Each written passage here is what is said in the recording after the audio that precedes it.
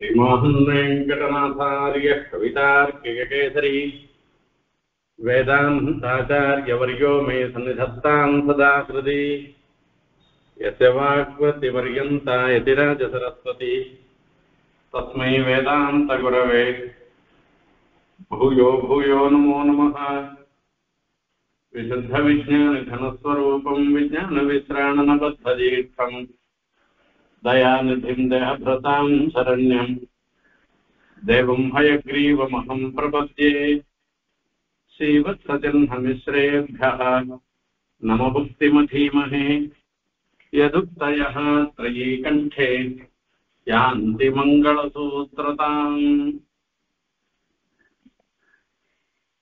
கூரத்தாழ்வானுடைய செவி குந்தஸ்தவத்துல கடைசி ஸ்லோகங்கள் எல்லாம் நாம இப்போ அனுபவிச்சுட்டு இருக்கோம். இன்றைய தினம் 98, 99, 100 இந்த 3 ஸ்லோகங்களுடைய அர்த்தத்தையும் சேர்த்து அனுபவிக்க போறோம்.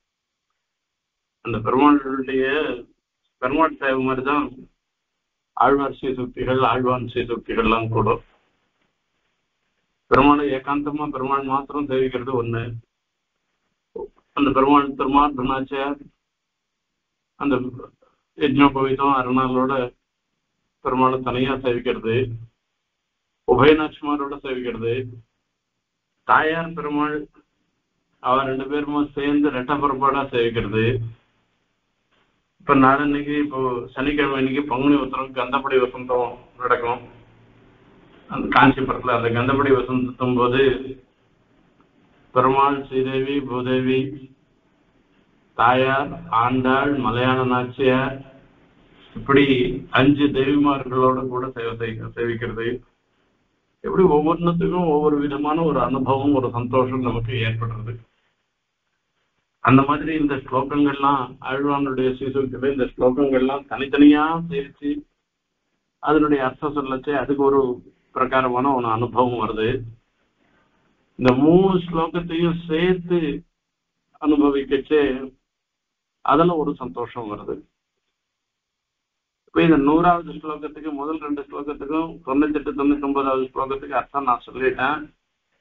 100வது ஸ்லோகத்துக்கு அர்த்தத்தை சொல்லிட்டு அப்புறம் இந்த 3 ஸ்லோகத்தினுடைய சேர்த்து அர்த்தத்தை பார்க்கலாம். யா கர்மணாம் அதிகிருதிஹி யைஹோத்யமஸ்தேஷு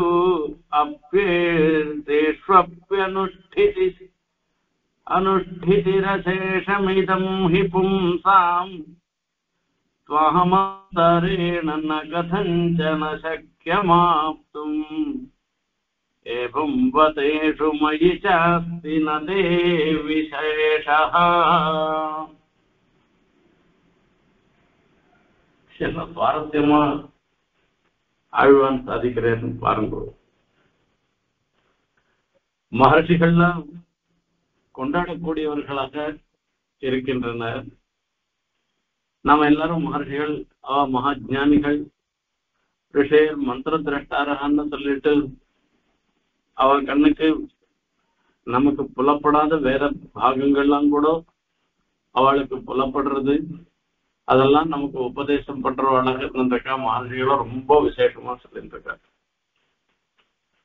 அப்படிப்பட்ட மகர்ஷிகள்லாம் கூட கர்மயோக, ஞான யோக, பக்தி யோகங்கள்லாம் பண்ணி மோட்சத்தை அடைவதற்கு சமர்த்தர்களாக அவர்கள்லாம் இருந்திருக்காரு. கர்மணாம் யா அதிகிருதிஹி தேஷு யஹ உத்யமஹ. இந்த கர்மயோகம், ஞான யோகம், பக்தி யோகம் என்று சொல்லக்கூடிய மோட்ச சாதனமாக இருக்கக்கூடிய உபாயங்கள்ல ஈடுபடுவதற்கு ஒரு தகுதி தேவைப்படும். அந்த தகுதி உடையவர்களாக சில பேர் இருக்கார். இந்த கர்மயோகம், ஞான யோகம், பக்தி யோகம் பண்றதுக்கு அதுக்கு தகுந்த ஞானம் வேணும், அதுக்கு தகுந்த சக்தி வேணும், அதுக்கு தகுந்த மாதிரி அந்த கர்மயோக, ஞான யோக, பக்தி யோகங்களை செய்வதற்கு ஏற்றதாக இருக்கக்கூடிய சாமர்த்தியம் வேணும். இப்படி அந்த சாமர்த்தியம்ன்றது பிறப்புலையும் சொல்றது. எல்லாருமே கர்ம விஞ்ஞான யோகம் பக்தி யோகங்கள் எல்லாம் பண்ண முடியாது. திரைவர்ணிகள் 3 வர்ணத்துல பிறந்தவர்கள் தான் இந்த பக்தி யோகம் முதலியவைகளை அனுஷ்டானம் பண்ண முடியும். எப்படி இருந்தாலும் கூட, எவ்வளவு மகர்ஷியாக இருந்தாலும் கூட, எவ்வளவு ஞானம் இருந்தாலும் சக்தி இருந்தாலும், அந்த பிறப்பினால அதற்கு ஏற்ற தகுதி படைத்தவர்களாக இருந்தாலும் கூட அவ பண்ற கர்மயோக ஞான யோக பக்தி யோக மாத்திரத்தினாலேயே மோட்சத்தை அடைஞ்சிட்டான்னு சொல்ல முடியாது. அவ பண்ற கர்மயோக ஞான யோகங்கள்லாம் குறைவர நிறைவேறணும்னாக்க அதுக்கும் அவ பிரபத்தி பண்ணிதான் ஆகும். அதுக்கும் அவ எம்பெருமான் இடத்துல போய் பிரார்த்தனை பண்ணி எம்பெருமானுடைய சங்கல்பம் இல்லாத இருந்ததுன்னாக்கா, சங்கல்பம் இல்லாத போயிடுச்சுனாக்கா நீ பண்ற கர்மயோகமும் முடியாது, ஞான யோகமும் முடியாது, பக்தி யோகமும் பலன் கொடுக்காத போயிடும். அப்ப இதுக்கு பகவத் சங்கல்பம்ன்றது ஒண்ணு இருக்கு. அவருடைய ஒரு அந்த கருணை, அவருடைய ஒரு சகாயம் இல்லாமல், அனுகிரகம் இல்லாமல் இந்த கர்மயோக ஞான யோக பக்தி யோகங்கள்லாம் பலனை கொடுக்காது. அதுல ஒன்றும் சந்தேகமே கிடையாது. இப்பதான் முதல் 2 வரியில சொல்ற யா கர்மணாம் அதிகிருதிஹி யைஹ உத்யமஹ தேஷு. இந்த கர்மயோக ஞான யோக பக்தி யோகங்கள் செய்வதற்கு யா அதிகிருதிஹி, இதுக்கு உண்டான ஒரு அதிகாரம், அந்த தகுதின்றது ஒண்ணு இருக்கும் இல்லையோ, அந்த தகுதியை முதல்ல சொல்ற. தகுதி இருந்தா மாத்திரம் எல்லாரும் கர்மயோகம் பண்ணிட முடியுமா, ஞான யோகம் பண்ணிட முடியுமா, பக்தி யோகம் பண்ணிட முடியுமா? நாம கூட தான் இதுக்கு உண்டான தகுதி படைத்தவர்களாக நற்கொடை பிறப்பு நமக்கு கூட தான் ஏற்பட்டிருக்கு. நாம கர்மயோகம் பண்றோமா, ஞான யோகம் பண்றோமா, பக்தி யோகம் பண்றோமா? அதுக்கு உண்டான சக்தி தான் இருக்கா, இல்ல அதுக்கு உண்டான ஞானம் தான் இருக்கா? ஒண்ணும் இல்லையே. அப்படியே ஞானம் சக்தி இருந்தா கூட ஒரு முயற்சின்றது ஒண்ணு வேணும். எனக்கு சில காரியங்களை பண்றதுக்கு ஞானமும் இருக்கு, சக்தியும் இருக்கு, ஆனா நான் ஈடுபடாத இருந்துட்டு இருக்கேன். அப்ப உத்தியமம், அந்த முயற்சி இல்லாத போயிட்டுனாக்க அந்த சக்தி இருக்கிறது, சக்தியோ ஞானமோ இருக்கிறது இருக்கு, அது வியர்த்தம். இப்ப கர்மயோக ஞான யோக பக்தி யோகங்களை செய்வதற்கு ஏற்ற தகுதியும் இருந்து, ஞானமும் இருந்து, சக்தியும் இருந்து, முயற்சியும் இருக்கு. அவ அதுல ஈடுபட்டு அந்த கர்மயோகம் பண்ணணும்னு பண்ற, ஞான யோகம் பண்ணணும்னு பண்ற. அனுஷ்டிதிரசேஷமிதம் ஹி பும்சாம் யா அனுஷ்டிதிஹி, இத நடைமுறையில செயல்படுத்துவது, அதுதான் அனுஷ்டானம்னு சொல்லி சொல்றாங்க. அப்போ அது இருந்தாலும் கூட ஸ்வாமந்தரேண ந கதஞ்சன சக்கியமாப்தும், பெருமாளுடைய ஒரு அனுகிரகம் இல்லாத போயிடுச்சுனாக்க உம்மை அடைவதற்கு சுவாமந்தரேன நகதஞ்சன சக்கியம், நீர் சகாயம் பண்ணாத போயிட்டேன்னாக்க யாராலையும் உம்மா அடைய முடியாது. யமே வைஷ விருணதே தேன லப்யா, ஸ்ருதி சொல்றது. வேதம் பெருமாள் யார நினைக்கிறாரோ, இவன் என்னை அடையட்டும்னு வர்ணம் பண்றாரோ, அவளால தான் அந்த எம்பெருமான அடைய முடியும்.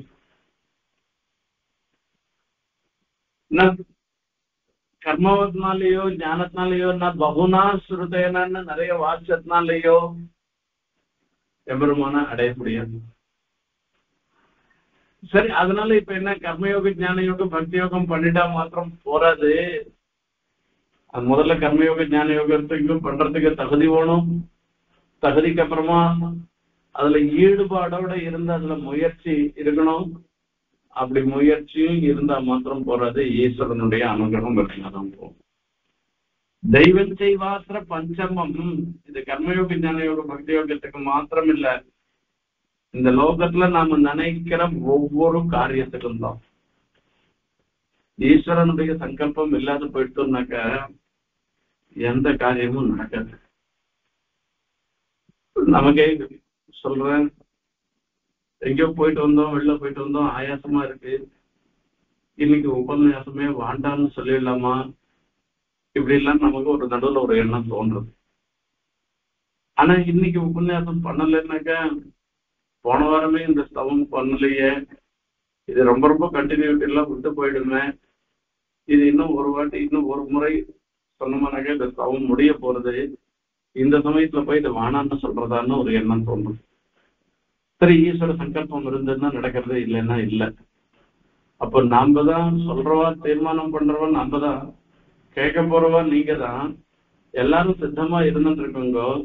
நானும் சொல்றதுக்கு இருக்கச்சே இதுக்கப்புறமா என்ன தெய்வம் வேணும் அப்படின்னு சொன்னா, இது எந்த காரணத்தினாலயானா இதுக்கு மேல நெட்டு கிடைக்காத போறது, இது போறது, ஏதோன்னா ஒரு காரணத்தினால இது நின்று போச்சுன்னா, தடங்கள் வந்ததுன்னாக்க, அப்போ நம்ம ரெண்டு பேரும் கேட்கறதுக்கு நீங்க இருந்து சொல்றதுக்கு நான் இருக்கிறதுனால மாத்திரம் காரியம் ஆக போறது.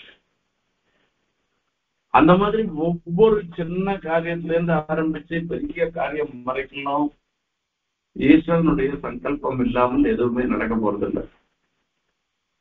கர்மயோக ஞானயோக பக்தி யோகங்களுடைய நிஷ்பத்தி கூட பாமந்தரா நபவதி, அந்த எம்பெருமானுடைய சங்கல்பம் இல்லாமல் போயிடுச்சுனாக்க அந்த நிஷ்பத்தின்றது ஏற்பட போறதில்லை.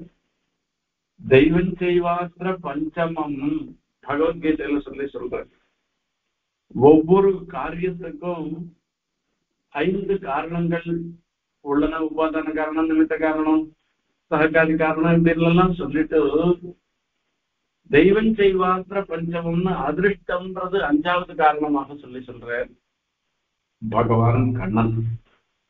அந்த 5வது காரணம் அதிருஷ்டம் இல்லாத போயிடுச்சு அப்படின்னா எதுவுமே சாத்தியம் இல்லாத போயிடும்.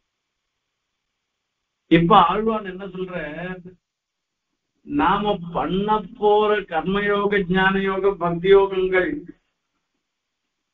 அது நமக்கு சாத்தியம், நமக்கு அது பண்றதுக்கு தகுதி இருக்கிறதாக இருந்தாலும் கூட, அந்த கர்மயோக ஞான யோகங்கள் பக்தி யோகங்களை பண்ணணும்ன்ற ஒரு எண்ணம் இருந்தாலும் கூட எம்பெருமானுடைய அனுகிரகம் கணக்கு இல்லாத போயிடுச்சோம்னாக்க அது நிறைவேறாது என்று சொல்ற. இததான் கீதா பாஷ்யத்துல சொல்லச்சு, இந்த தர்ம ஸ்லோகம் சர்வதர்மான் பிரதிஷ்டமாமேக்கம் சர்வம் ரஜான்னு இந்த தர்ம ஸ்லோகத்துக்கு 2 யோஜனை 2 விதமான அர்த்தம் சொல்லச்சேயோ அங்க பிரபத்தியாக சொல்ற. பக்தி யோகம் நிறைவேறுவதற்கு இந்த சரணாகத்தை பண்ணணும், அந்த சரணாகத்தை பண்ணாதான் அந்த பக்தி யோகத்துல நம்மளால எழிய முடியும், அது நிறைவேறவும் ஆகும் என்பதாக. அப்போ பக்தி யோகம் பண்ணாலும் உம்மிடத்துல சரணாகதி பண்ணணும்னு சொல்றேன். அடங்கன்னத்துக்கு நாம அதை பக்தி யோகம் பண்ணி உம்மிட்ட சரணாகதி பண்ணிதான் அடையணும், பக்தி சரணாகதி இல்லாத அடைய முடியாது அப்படின்னு சொன்னா, அந்த பக்தி யோகத்தை இடையிட்டு நான் அப்புறம் மோட்சம் வரதை காட்டலாம், அந்த பக்தி அதை காட்டுல சரணாகதியே நேரிடையாகவே மோட்சம் கொடுக்கணும்னாக்கா நான் சரணாகதியே நான் ஆசிரிக்கலாம் இல்லையோ. அதிநீசனாக இருந்திருக்கிற எனக்கு எம்பெருமான் ஒரே வழிதான் எனக்கு இருக்கு, கர்மயோகம் பண்ணதுக்கு ஞானம் இல்லை, சக்தி இல்லை, இன்னும் கேட்டா அதுக்கு உண்டான சாமர்த்தியம் இல்லை, தகுதி இல்லை, பிறப்பினால அந்த கர்மயோகம் பண்ணுவதற்கு உண்டான ஒரு தகுதியும் இல்லாமல் இருக்கு. அப்படி இருந்துட்டு இருக்கிறவன் நான். அப்படி இருந்துட்டு இருக்கிற எனக்கு சரணாகதி உன்னிடத்துல சுதந்திர பிரபத்தி பண்ணவானா மோட்சம் வந்துடும் சொல்லிட்டேன். அப்போ நான் சுதந்திர பிரபத்தி பண்ணி மோட்சத்தை விரும்புறதுதான் எனக்கு முக்கியமாக இருக்கு.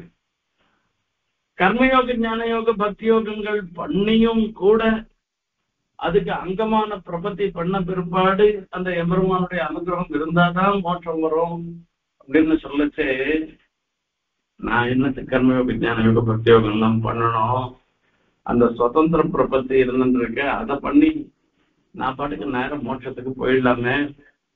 பிரபன்னாதன்யேஷாம் நதிசதி முகுந்தா நிஜபதம் சுவாமி தேசிகன் சாதிக்கிறார். பக்தியா பிரபத்தியாவா மகாமதேன்னு சொல்லி எம்பெருமான அடைவதற்கு 2 உபாயங்கள் சொல்லப்பட்டுள்ளன. அதில் ஒண்ணு பக்தி யோகம், 2வது பிரபத்தி என்பது. அந்த பக்தி யோகம் பண்றதா இருந்தாலும் கூட அங்க பிரபத்தி பண்ணாதான் பக்தி யோகம் நிறைவேறும், இல்லைன்னா நிறைவேறாது.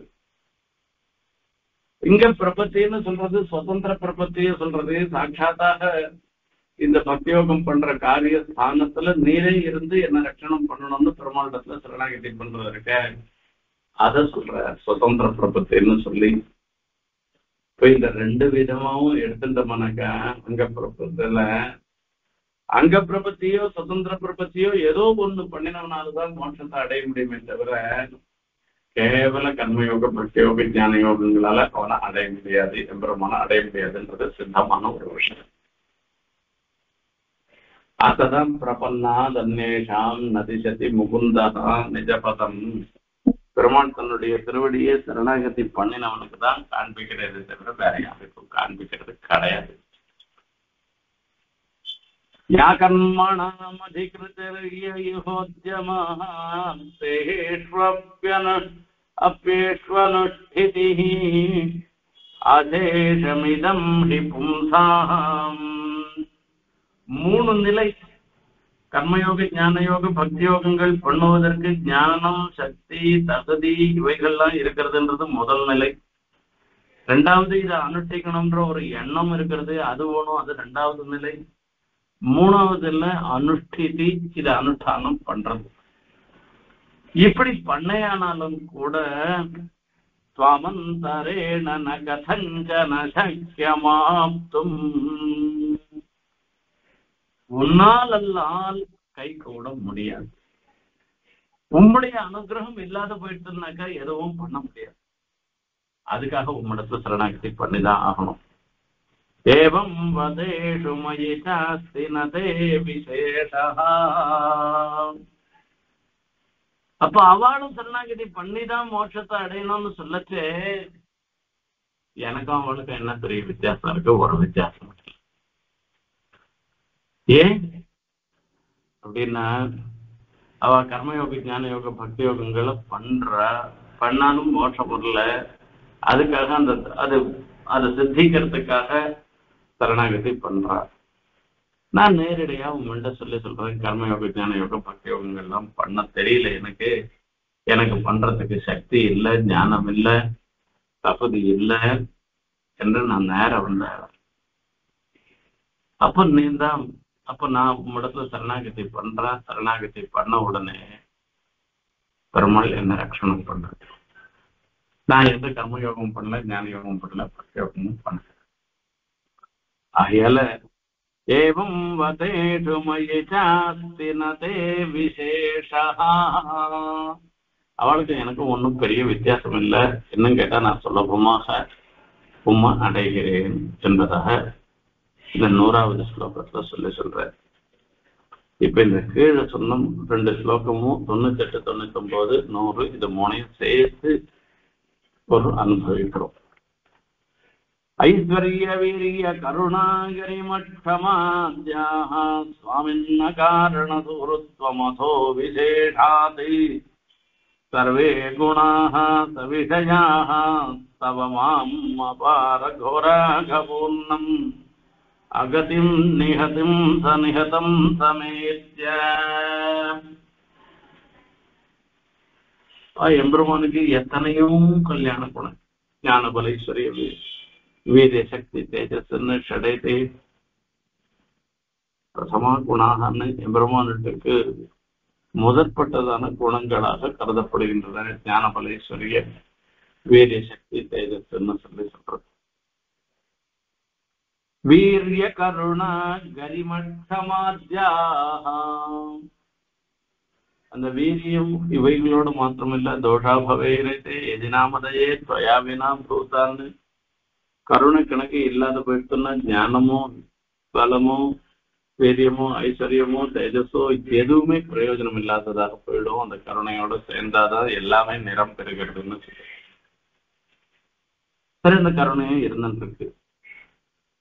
இது எல்லாத்த காட்டிலும் உம்மிடத்த ஒரு பெரிய விஷயம் இருக்கு. அகாரண சுகருத்துவம்ன்ற ஒரு குணம் இருந்துட்டு எந்த ஒரு காரணத்துக்காகவும் இல்லாமல் நமக்கு சுகருத்தாக எம்பெருமான் திருவாயூர்பாடியில் இருந்த அத்தனை கோபர்களையும் கோக்களையும் அந்த இந்திரன் ஏவின மழைகள்ல இருந்து ஒரு வாரம் பெஞ்ச மழையிலிருந்து ரட்சணை பண்றேன் பெருமாள். என்னத்துக்காக? அவளை ரட்சணை பண்ணலன்னா எதனா ஆயிட போறத ஒன்னும் போறது. அகாரண சுகிருத்துவம் அவளிடத்துல ஒரு அதாவது எந்த ஒரு காரணமும் இல்லாமல் அவளிடத்துல ஒரு பரிவு பிரீத்தி அவளுக்கு அனுகிரகம் பண்ணணும்னு பெருமாள் நினைக்கிறேன். இப்படிப்பட்ட எம்பெருமானுடைய குணங்கள் எல்லாம் அது சர்வே குணா சவிஷயாக அவமாம். என் விஷயத்துல ஒவ்வொரு குணங்களும் பிரவர்த்திச்சு சவிஷயமாக ஆயிடுச்சு. ஆகையால ஒவ்வொன்றுத்துக்கும் ஏற்றம் இருக்குன்னு அர்த்தம். இதுல சவிஷயம்னு சொல்றதுனால இப்ப எபெருமானுடைய கருணைக்கு வெளிப்பாடு வரணும்னாக்கா அதுக்கு நான் தான் பாத்திரம். அனுத்தமம் பாத்திரமாகும் தயாயாக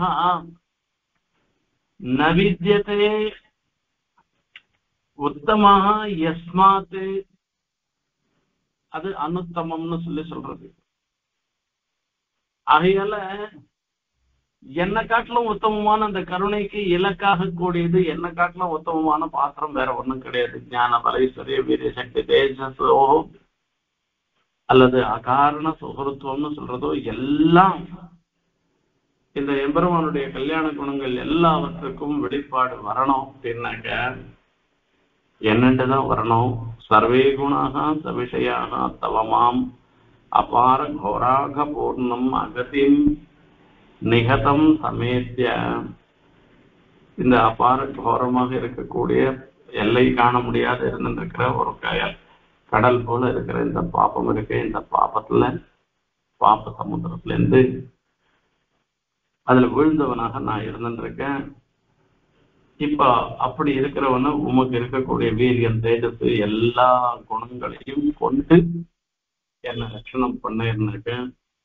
அத்தனை குணங்களுக்கும் வெளிப்பாடு ஏற்படுறதுன்னு சொல்ல இங்க சொன்னது என்ன என்று கேட்ட அகதிம் நிகதம் மாம் சமயத்திய சவிஷயாக அகதி. புகழொன்றில்லாவடியே நுண்ணடிக்கு அமர்ந்து புகுந்தேனே நான் அகத்தியாக புகழ் என்றில்லாதவனாக இருக்கிறவன் என்பதாக சொல்லி சொன்னார். 99வது ஸ்லோகத்துல சொல்லச்சே संश्रयणहेतु साधिकारान् उद्युञ्जतश्चरितकृत्न विधिश्च तास्तानि त्वं रक्षसीति महिमान तवालमेष माञ्चेदनीदृशमनन्यगतिं न रक्षेः.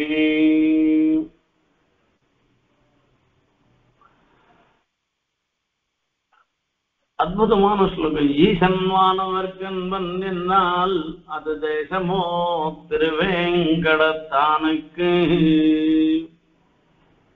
விண்ணவர்கோன் விரையார் பொழில் வேங்கடவன். விண்ணவர்கோன் நித்தியசூரிகள்லாம் வந்து ஸ்தோத்திரம் பண்றார். நித்தியசூரிகளால தொழப்படுபவராக பெருமாள் இருக்கிறார் திருவேங்கடமுடைய. ஆகையால இது எம்பெருமானுக்கு ஏற்றமா அப்படின்னா இது ஒன்றும் பெரிய ஏற்றம் இல்லை அப்படின்னா ஈசன்வானவர்க்கன்பன் என்றால் அது தேசமோ திருவேங்கடத்தானுக்கு. நித்தியசூரியெல்லாம் ஹாவுகான்னு சாமகானம் பண்ணிட்டு பெருமாள் என்ன சொல்லு சில விஷயங்கள்ல அத்திநீச்சமாக இருக்கலாம், பணத்துல இல்லாதவாளா இருக்கலாம், பாண்டித்யத்துல விசேஷமாக இருக்கலாம். பணத்துல பாண்டித்யத்துல குறைவா இருக்கலாம், பணத்துல தனியா இருக்கலாம். இப்படி எத்தனையோ விதங்கள்னால பூர்த்தியோ அதனுடைய எல்லாமையோ சொல்லப்படுகிறது.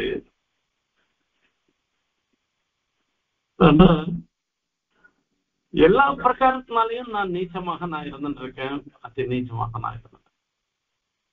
என்னிடத்தை எங்கேயான தேடி கண்டுபிடிச்சு எதனா ஒரு குணம் இருக்குமா அப்படின்னு பார்த்தா ஒரு குணமும் இல்லை.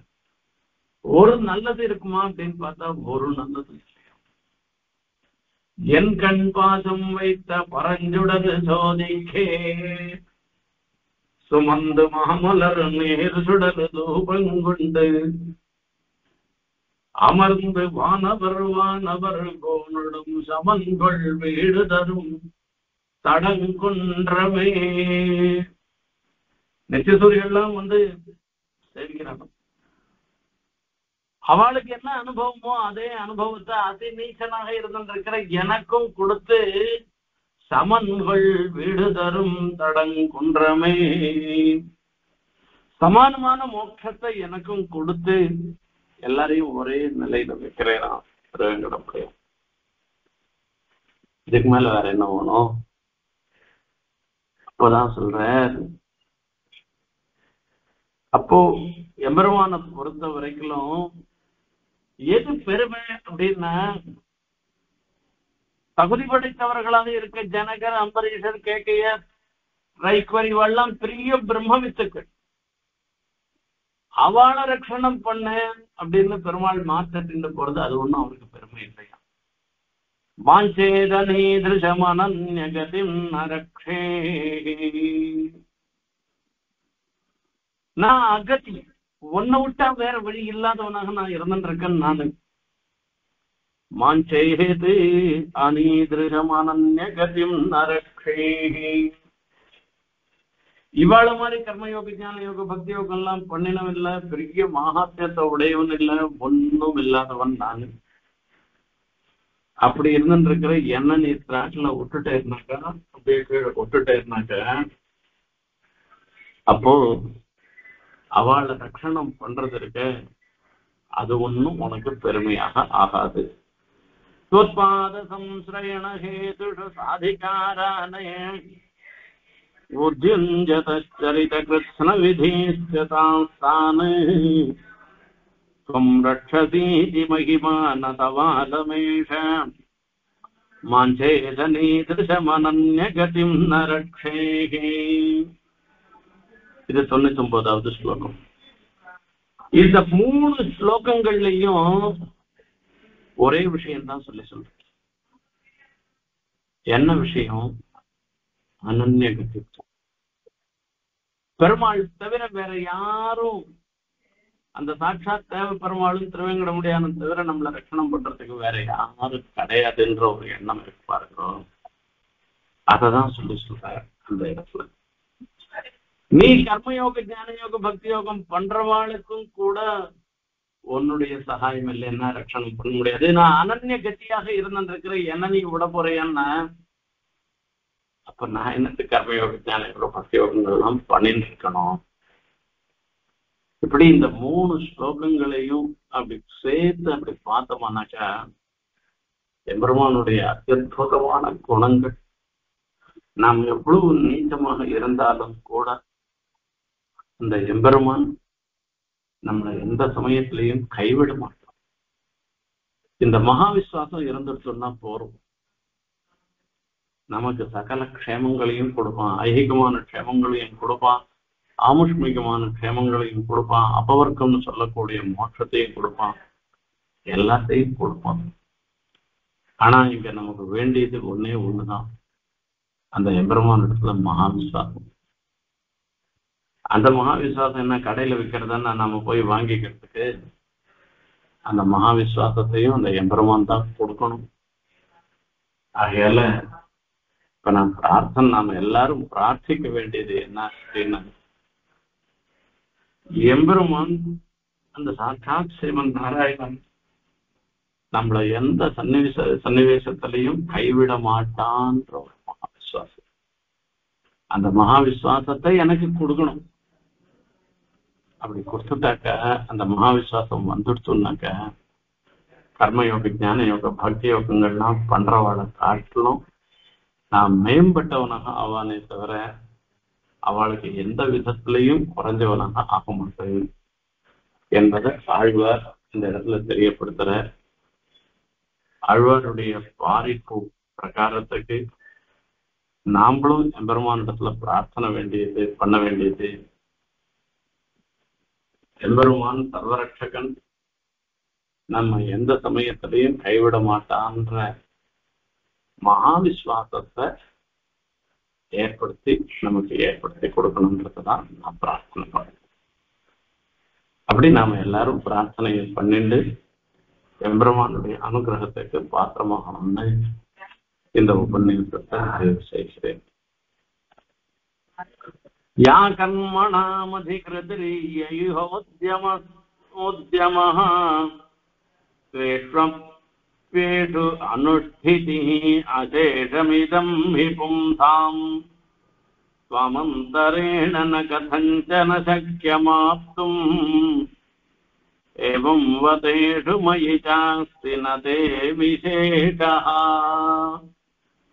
கவிதார்க்கிகசிம்ஹாய கல்யாணகுணசாலினே ஸ்ரீமதே வெங்கடேஷாய வேதாந்த குரவே நமः.